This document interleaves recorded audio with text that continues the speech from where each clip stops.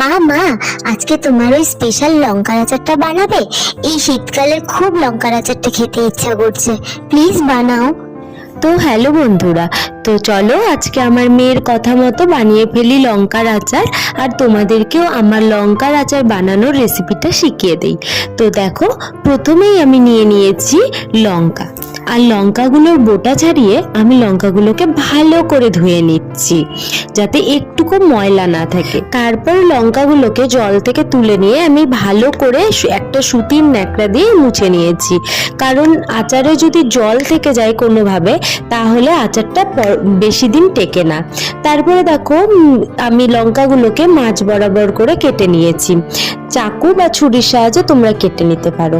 তারপর লঙ্কাগুলোকে দিয়ে দিলাম একটুখানি রোদ্রে। এবার মশলাটাকে বানানোর জন্য আমি নিয়ে নিয়েছি 2 চামচ মৌরি, 1 চামচ জিরা, 1 চামচ